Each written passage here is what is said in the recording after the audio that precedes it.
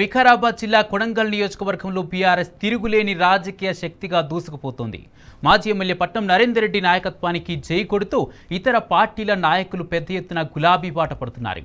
తాజాగా దౌలతాబాద్ మండలంలోని కుదురుమల్ల గ్రామానికి చెందిన పలు పార్టీల నేతలు పెద్ద ఎత్తున బీఆర్ఎస్ కు జై కొట్టారు. మాజీ ఎమ్మెల్యే నరేందర్ రెడ్డి ఆధ్వర్యంలో బీఆర్ఎస్ లో చేరారు. ఈ సందర్భంగా ఆయన వాళ్ళందరికీ గులాబీ కండువాలు కప్పి పార్టీలోకి ఆహ్వానించారు. తెలంగాణకు శ్రీరామరక్ష బీఆర్ఎస్ అని, కేసీఆర్తోనే తెలంగాణ అభివృద్ధి చెందుతుందని నేతలంతా స్పష్టం చేశారు.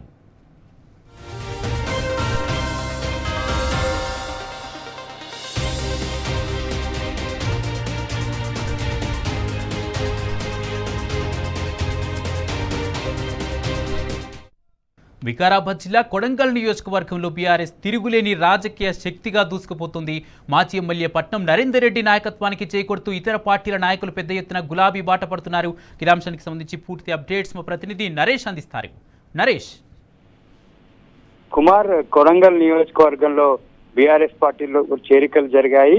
వివిధ పార్టీలతో పాటు అధికార పార్టీ నుంచి కూడా కొడంగల్ మాజీ ఎమ్మెల్యే పట్నం నరేందర్ రెడ్డి సమక్షంలో బీఆర్ఎస్ పార్టీలో చేరారు. హైదరాబాద్ లోని నివాసంలో ఆయన కండువా కప్పి పార్టీలోకి ఆహ్వానించారు. కొడంగల్ నియోజకవర్గంలో పార్టీ కోసం కష్టపడినటువంటి వారికి ప్రాధాన్యత దక్కపోవడంతో అవమానాలు భరించలేక వారు కాంగ్రెస్ పార్టీని వీడి బీఆర్ఎస్ పార్టీలో చేరారు.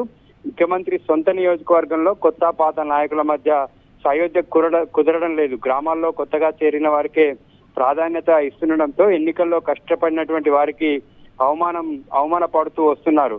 అయితే కొడంగల్ మాజీ ఎమ్మెల్యే నరేందర్ రెడ్డి నాయకత్వాన్ని బలపరుస్తూ వీరంతా కూడా బీఆర్ఎస్ పార్టీలో చేరారు. వారికి కండువా కప్పి ఆయన పార్టీలోకి ఆహ్వానించారు. రేవంత్ రెడ్డి ఎంతో ప్రతిష్టాత్మకంగా చెప్పినటువంటి ఇండస్ట్రియల్ కారిడార్ కి సంబంధించి ఆ దుద్యాల మండలంలోని కుదురుమల్ల గ్రామానికి చెందినటువంటి వాళ్ళు వీరంతా అక్కడ అభివృద్ధి పేరుతోటి, భూసేకరణ పేరుతోటి పెద్ద ఎత్తున ప్రజల్ని ఇబ్బంది పెట్టినటువంటి రేవంత్ రెడ్డి అధికార పార్టీ అక్కడి నుంచే పెద్ద ఎత్తున బీఆర్ఎస్ పార్టీలోకి చేరికలు జరిగాయి. అయితే వీరంతా కూడా రాబోయేటటువంటి లోకల్ బాడీ ఎన్నికల్లో కావచ్చు, తర్వాత జరిగేటటువంటి అసెంబ్లీ ఎన్నికల్లో కావచ్చు బీఆర్ఎస్ పార్టీ అధికారంలో వస్తుందని బలంగా నమ్ముతున్నారు.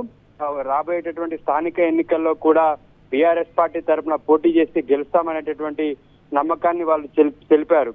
కాంగ్రెస్ పార్టీ నుంచి మరింత మంది కూడా ఇంకా బీఆర్ఎస్ పార్టీలో చేరేటటువంటి అవకాశం ఉన్నట్లుగా తెలుస్తుంది. Kumar, right, thank you Naresh. Anantha Reddy గారి